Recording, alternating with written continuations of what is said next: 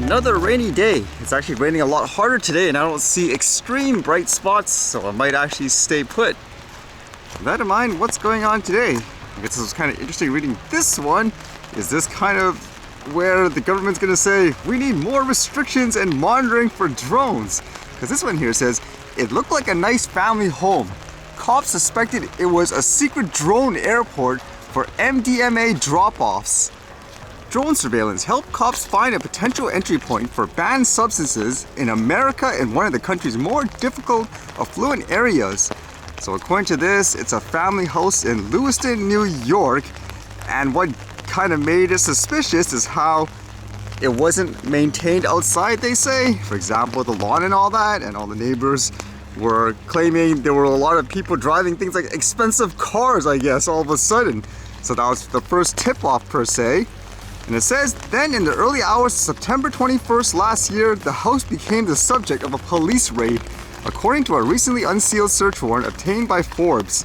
In the middle of the night, using a surveillance tool that could, quote, recognize drone signatures, map their flight path, and identify starting and stopping point via GPS, Border Patrol watched an unmanned aerial vehicle flying over the Niagara River and into the house's garden, according to the warrant. When the cops arrived, the pilot and two other individuals tried to flee, but were caught and taken in for questioning.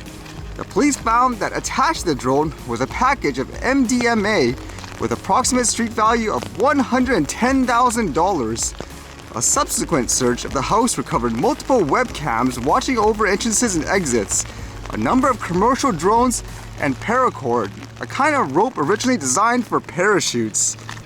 And as they indicate here, the case reveals the government's investment in drone surveillance, in particular at the border.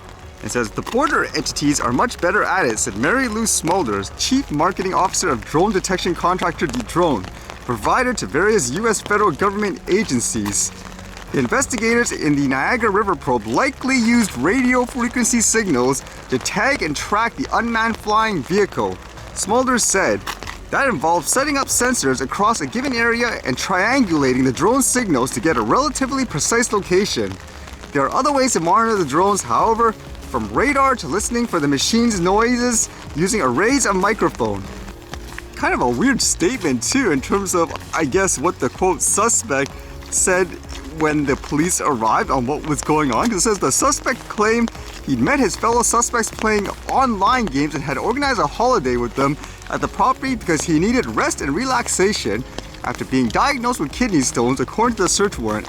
The suspect said he believed the drone had arrived at the property prior to his arrival and that it was used to play some sort of online game. How do you figure that? That sounds kind of weird, isn't it? A drone carrying all that stuff was there to play an online game?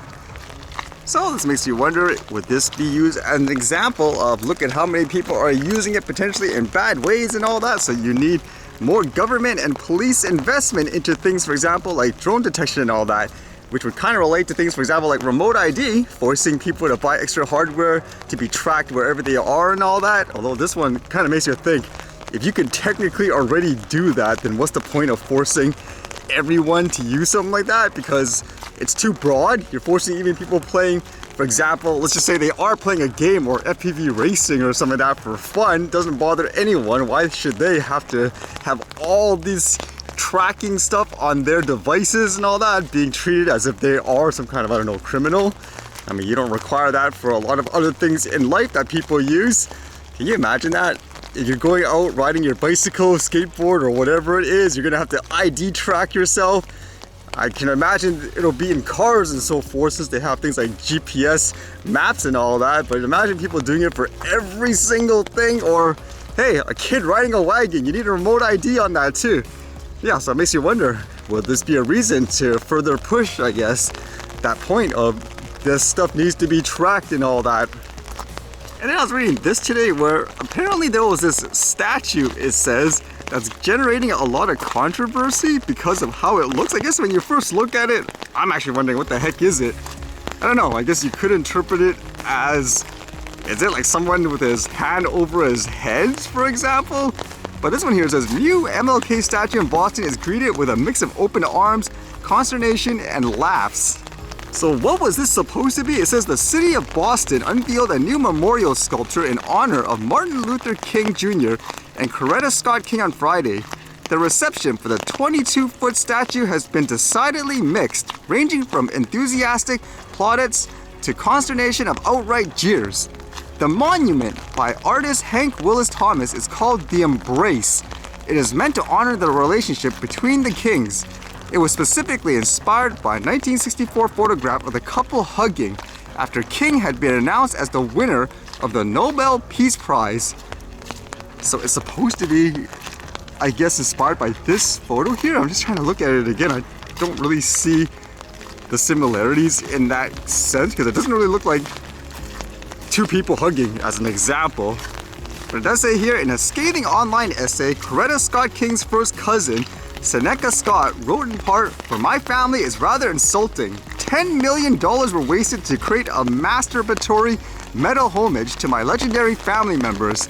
Nevertheless, Boston Mayor Michelle Wu hailed the sculpture as an invitation to open our eyes to the injustice of racism and bring more people into the movement for equity, the Boston Globe reported Saturday.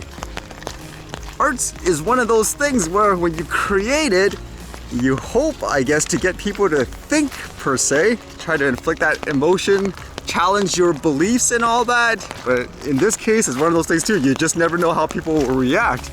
Like here, people interpret it in so many different ways. I mean, what is your first reaction when you look at this photo? I personally didn't get what it says here in terms of like that inspiration of the photo and all that.